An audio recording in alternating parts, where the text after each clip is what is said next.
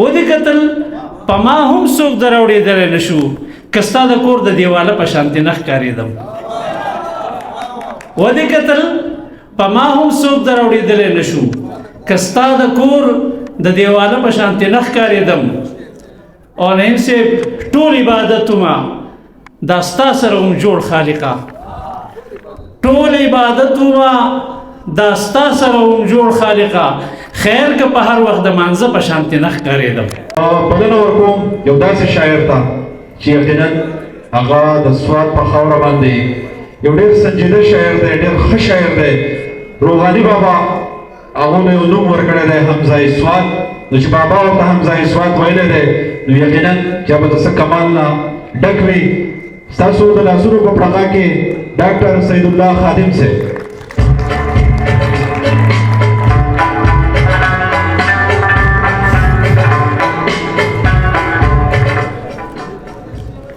مننه حیران صاحب څه جرماني حیران صاحب لګولې وي زمونږ نه پکې نور لیټوم راغلي وو که هغو باندې لږه زیاته ولګوي نو ښه به او بیا به ترې خپله ووالې او زمونږ هغه به تیم راکړي دا ټیک ده بابا نه به 14 کال کې هغه هر څه خطا شو بیا په هغه 14 کال کې مې خوښ و په بهرحال ما ورسره زیاتې وکړو ما یې 14 تی کا توجه به هیڅ سیده سیده یو غزل بیم تا که مړ هم کړم خو د مړه په شانتې نه ښکارېدم تا که مړ هم کړم خو د مړه په شانتې نه ښکارېدم مړ خلاصه کې د اوده په شانتې نه ښکارېدم او شعر دی ناصب شته ناصب ودې کتل په ما هم څوک در اورېدلی نه شو ودې کتل په ما هم څوک در اورېدلی نه شو که ستا د کور د دیواله په شانتې نه ښکارېدم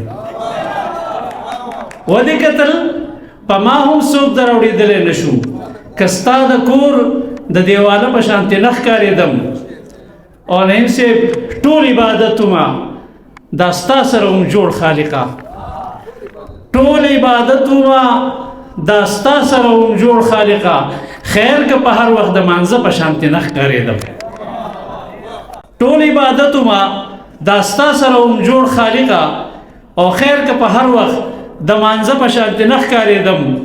او په کوم ډول مات شوی او خوږ شوی نه وم په کوم ډول مات شوی او خوږ شوی نه وم خلقو ته هسې د خپل زړه په شانتې نه ښکارېدم ثاقب صاحب په کوم ډول مات شوی او خوږ شوی نه وم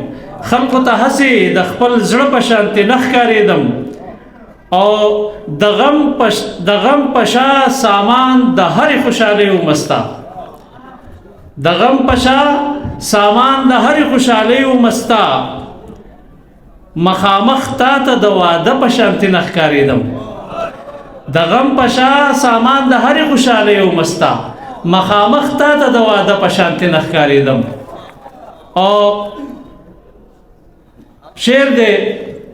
زړه کې مې درز پروت و چې دا واده به هم ماته کې زړه کې مې درز پروت و چې دا واده به هم ماته کې او په انتظار دې د راتله په شانتې نه ښکارېدم